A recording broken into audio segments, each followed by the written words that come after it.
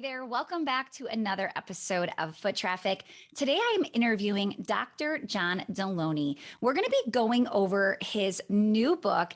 And if you don't know who John is, he's incredible. He's actually one of Ramsey Solutions personalities. You know, we are big Ramsey fans here. And Dr. John Delony, we're getting into some mental health areas, and we're talking about what do you do when you have to deal with somebody on your team who lets you know? Like I mentioned to him in this episode, I've been in business almost 20 years, have had employees for the last 17, and the word mental health never has come up from an employee before until the pandemic in 2020 and beyond.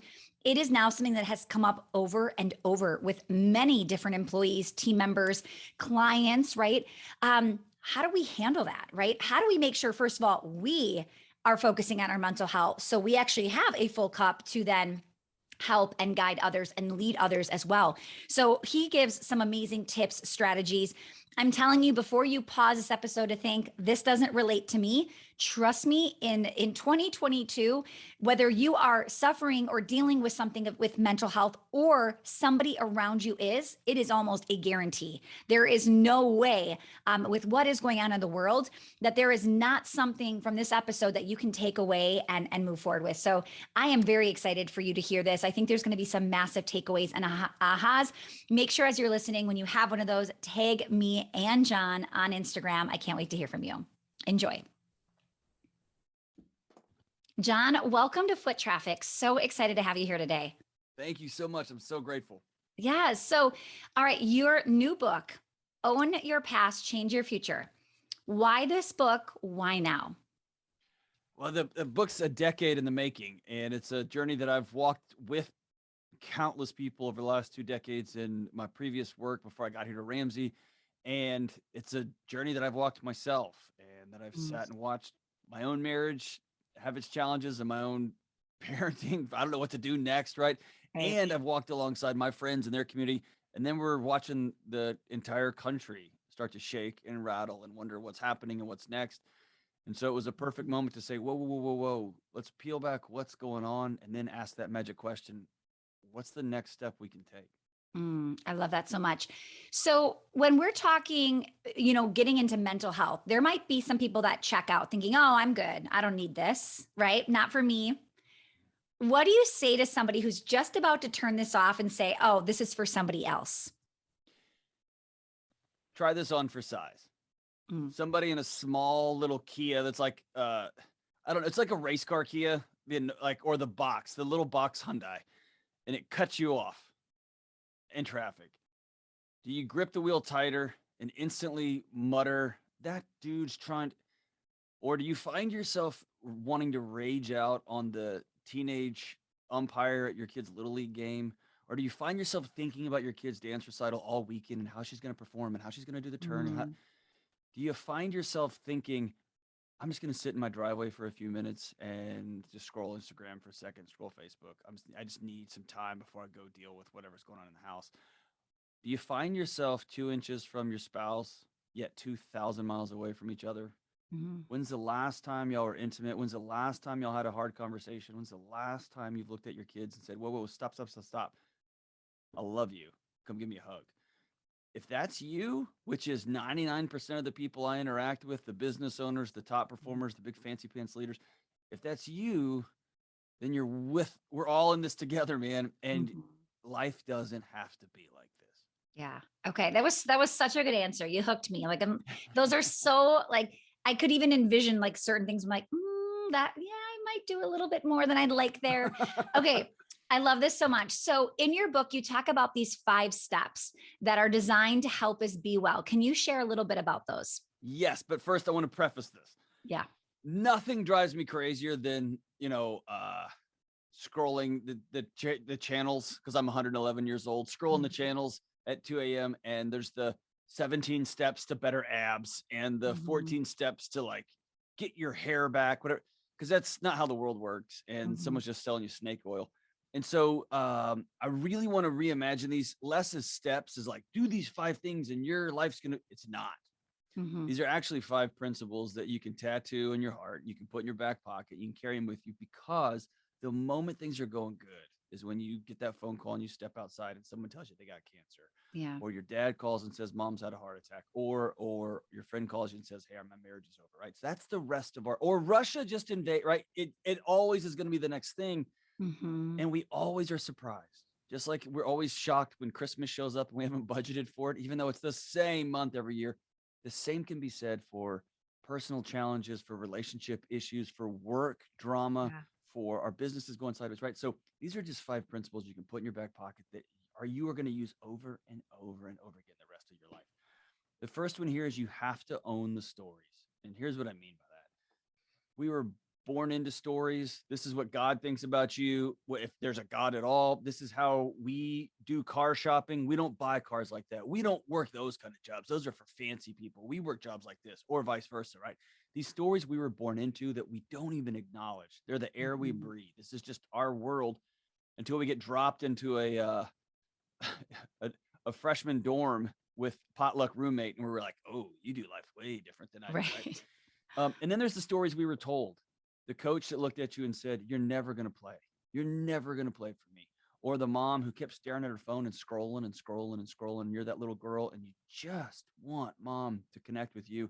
And something about you knows she loves that digital box more than me. Now, does she really? No, but you're 6 and your mind doesn't work in those articulate ways. And so you spend the rest of your life trying to solve that relational gap that was never yours to solve in the first place.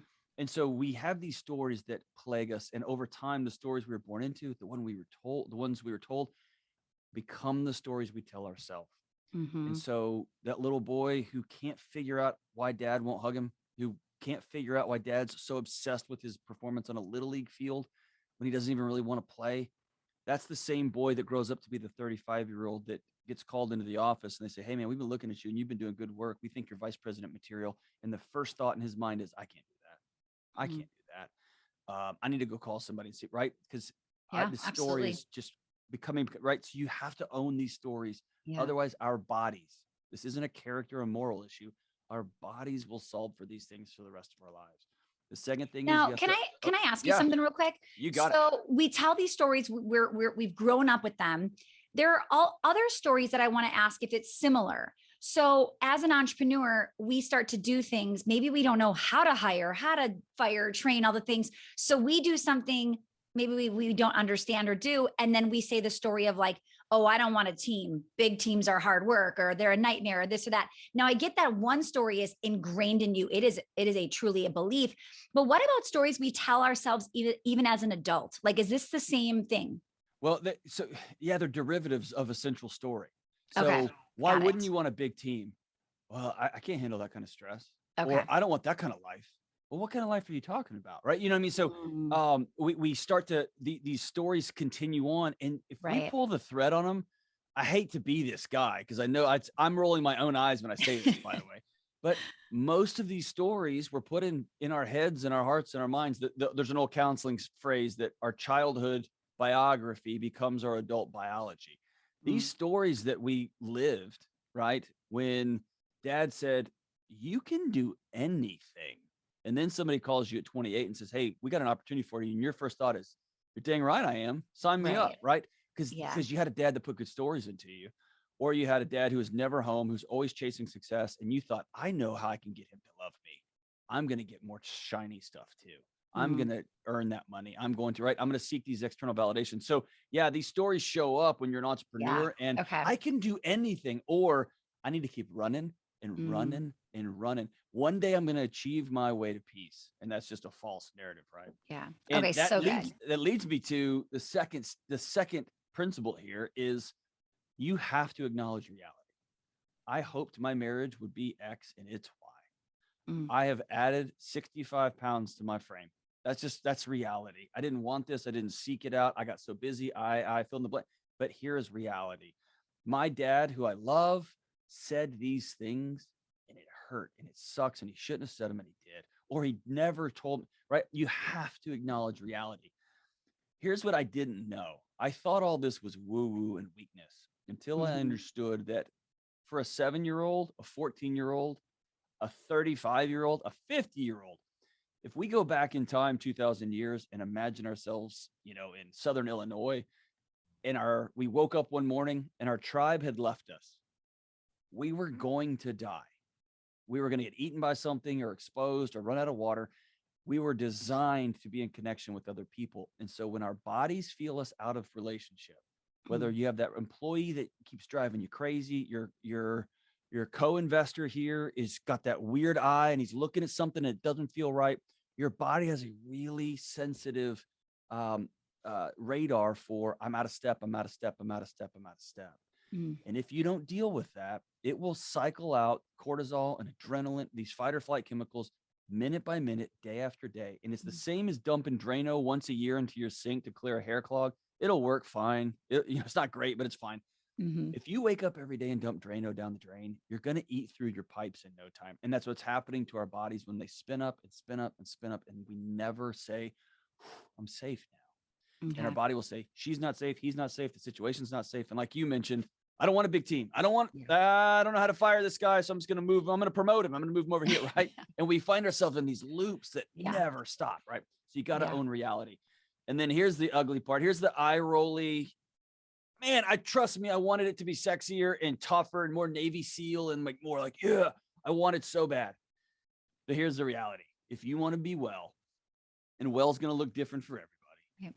But if you want a life worth living, there is no long-term behavior change. There is no long-term healing that happens at any level without other people in your life.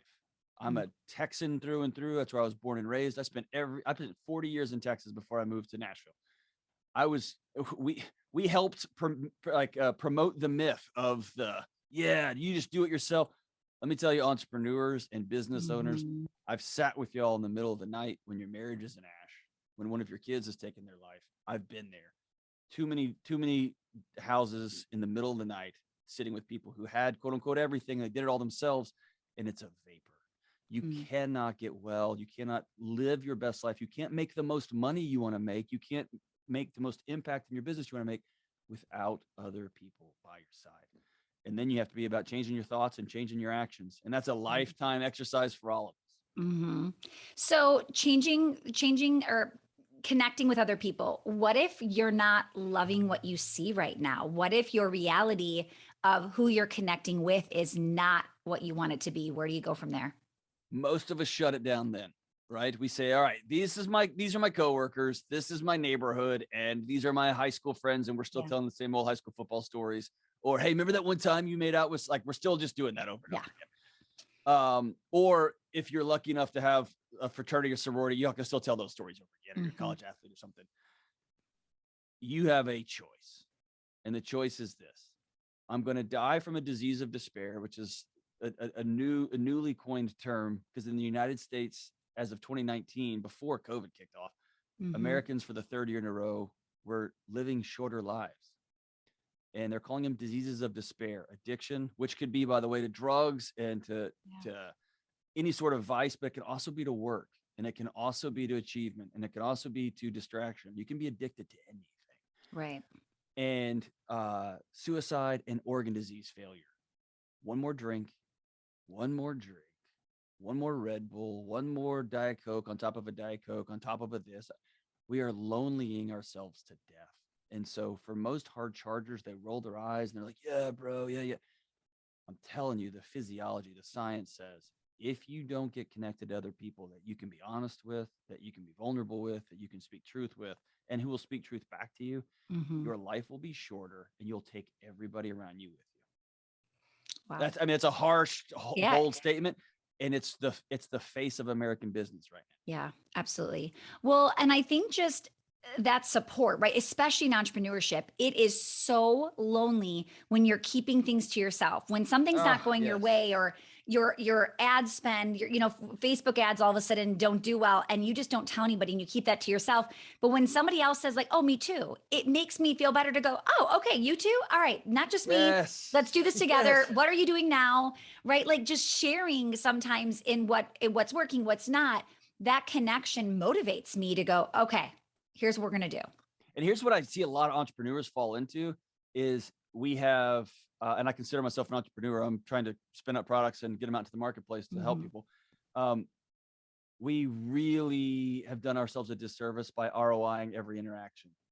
We have turned human connection and friendship and love and deep laughter into networking events. And hey, I'm going to have lunch with this guy because he knows this guy, and he's also an entrepreneur and he'll help me with. Dude, my best friends in the world, one of them is a financial planner. I have no idea what he does every day. I just know he takes care of my money, and if he loses it, I'm going to kill him. And one of my other friends is a banker. Another close friend of mine runs an HVAC company. I have no idea what their lives are, and they don't, dude. I work in media. They for sure don't know what I do, Yeah. and that helps when we sit down at the table. We're not just talking about work. We're able to talk about our wives and our kids and how are things going and how's your marriage. And dude, the economy's scaring me right now. And how are you seeing it play out in your business? And hey, man, why don't y'all go crash at our house when you're in town? Right. So that's that's when your body can go whew, and drop its shoulders. That's when your frontal lobe comes back online and says, okay, we're safe. Yeah. And now I can do hard work. I can do thoughtful work. I can think about solutions to problems. I can do all these things. I'm grinding all day long. I'm trying to listen to my podcast and get my workout in so that I can get right. Yeah. And I'm all about those things, but you got to be connected with other people. Love that. Now, speaking of connection, just even having employees, people that we work with, when I have been in business now almost 20 years, and all of a sudden, this new thing of people saying, I'm struggling with mental health. I have never heard that before. And I've been working with people for so long. And now it's like over and over and over again. What do we need to know as maybe somebody who doesn't identify with struggling with mental health, who's now all of a sudden leading people that are telling us, I'm struggling with this? Like what should we do? I love your heart so good. What a great question. I'm going to go big picture and then get real specific. Okay. Here's big picture. And this is from the great Esther Perel. So I wish I had thought of all this and put all these pieces together. I'm not, she's wise beyond all I can never be. But here's the deal. For all of human history before the last 100 years, the last 200 years, our existential needs, why am I here? What is my role? All the way down to what am I supposed to wear? What's decorum? Was met in a small village or a small tribe that believed in some sort of greater power that helped everybody anchor to. Now, those things were oppressive and they weren't all great, and some things were ugly, but they bound everybody together.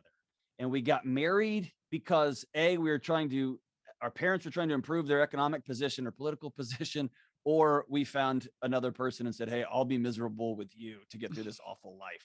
And we became soulmates after doing life for 70 years if we lived that long, right? And so we had our safety needs met, our reproductive needs met. And then over time, our soulmate stuff, like we fell in love, that was after doing life for 50 years with somebody in the trenches, right? And here's what's happened in short order. We pulled the thread on faith. It's gone. It doesn't exist. And it's turned into a political movement. We yell at each other. We're trying to figure out who all hates each other together. And so that common thread that runs through communities is slowly dissolving. And I've been working at universities. I've sat with great theologians, and they're just watching the data, much less the existential angst, right? Our marriages have become all encompassing. It's the old, you complete me, right? It's everything. You have to stay attractive until you're 111 years old, and you've got to be a co-earner, and we both have to help with domestic stuff, and we have to be best friends, and we have to listen to the same music. It's too much, and that's begun to fray. And so overnight, we all turn to the last communal thing we have in our lives, which is the workplace. And we've said, you have to be everything for me. My value, my worth, my purpose, my existential, why am I here? You have to answer that question. You have to keep me safe. You have to keep me whole. And now I'm letting you into my deepest, darkest needs because I have nowhere else to go.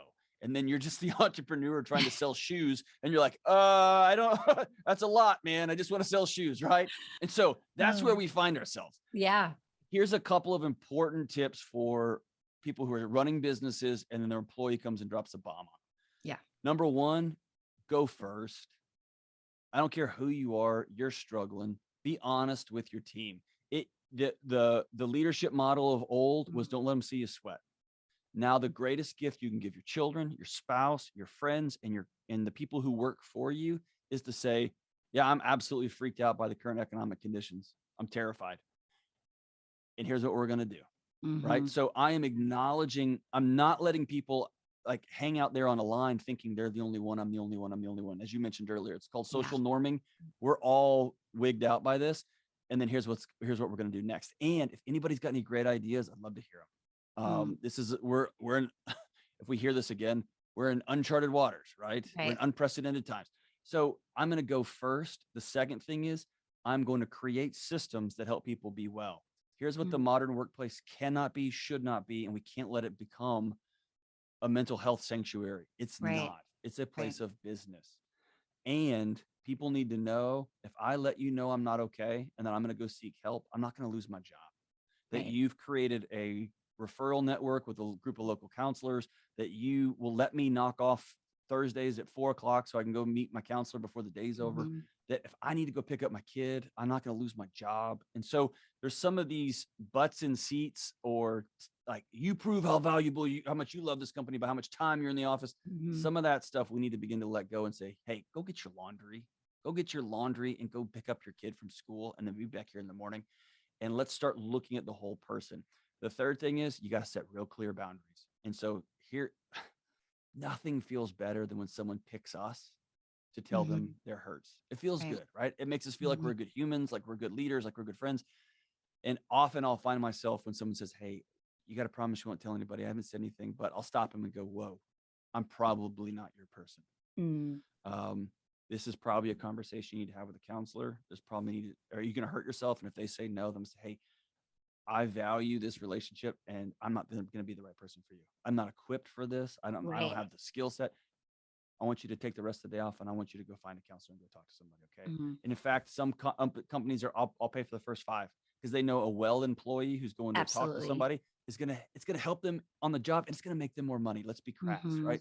So, let's take care of our folks, but it's not, you can't be a lay therapist, man, because people can get hurt when we're doing that. Absolutely. I'm so glad you bring this up because I think we have this immense pressure on us to go, what do I need to do for them? How can I be there for them? And just like you saying, giving them a break to go to somebody, to send them to somebody, to refer them, anything, versus what am I supposed to say? We are not equipped. We are not trained. So I think that's so important you bring that up. And I'll tell employees, this is going to be harsh and uncomfortable to say, you have a responsibility to not put your employer in a position where they have to choose your well-being for the sake of the team. Here's what I mean by that. If you're going to hurt yourself, you have to let somebody know, period. End of story. Yeah. And if you know that one of your coworkers is, you got to sound every alarm you have, call every number you have, including 911. Like, we're not going to, I'm not doing another funeral. Right. And I've done too many of them. So there's that. But if I walk into my boss's office and say, hey, for the 4th time, I've cheated on my spouse and this happened. Well, now you've just laid a character issue on the desk of your boss. That puts them in an awfully awkward position to honor your pain and to help you out, and to also have to go, I don't know if I want you handling my money. Right. And so tell your boss, I'm struggling. My marriage is a mess right now, and I'm going to need to take some time. And y'all negotiate that together. But it takes both people acting like adults and both people saying, hey, I want to honor you and our relationship as employee and supervisor. I need to go get well. And we need to, as bosses and leaders, trust our employees to go get well. And then we got to have high expectations when they get back in the office. Yeah. So good.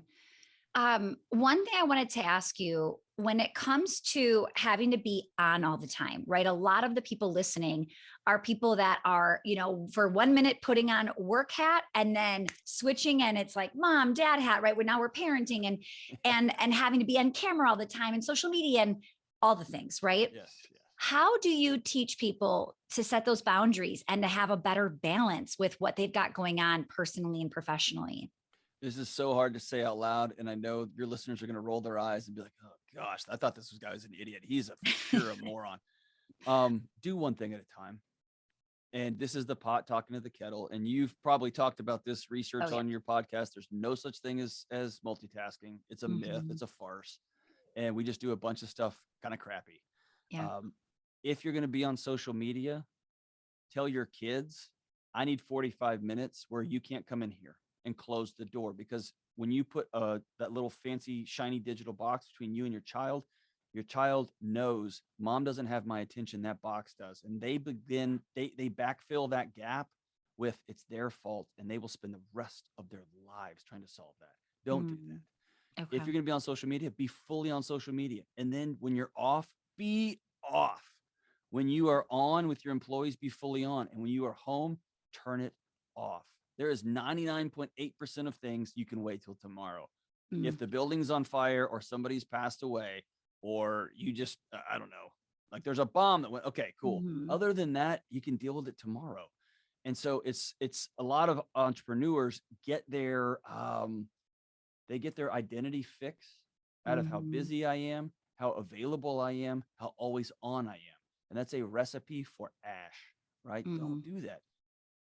Do one thing at a time. I love that. No, and I think, it's easy to pick up your phone in that dead space or that click, right? It's just the easy thing to do. So they're watching it.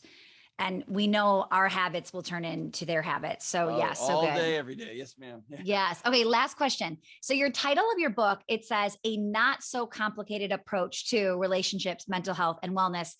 Do you believe we are naturally overcomplicating our ability to be well, to show up?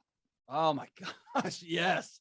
We have professionalized it. We have dramatized it. We've pathologized it. We've all the eyes did. Yes.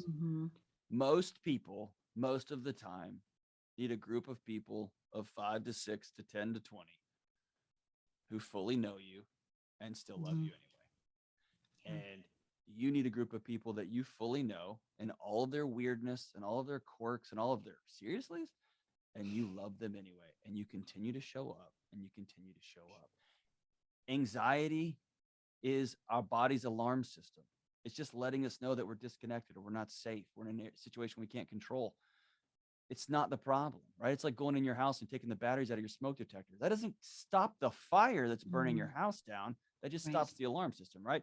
Similar to any number of relationship issues, right? You can stick your head in the sand, or you can look at your spouse and say, hey, I'm being vulnerable here. I'm not okay. And I have been lonely for a long, long time. Can we have a hard conversation about where we are and what I need, what you need? I'm not showing up for you. I'm lonely here. Like we're at that moment where we've got to start having those hard conversations. Right? So and yeah, we've just so over complicated. Counselors fill a vacuum, and they fill the vacuum of how lonely, desperately lonely we are. I think about when my dad was, when I was a young kid, my dad, his job at the church was to lock up the doors, and he had the screwdriver and this little special little push bar locks that he would go around the building and lock up. That's now a paid position because we don't do service anymore. We don't just pitch in anymore. They're all jobs and side hustles. And hey, can I earn $1? Man, we got to stop ROIing everything and just breathe a little bit and go hang out and bring half a casserole and say, how are you? I'm not okay. Right.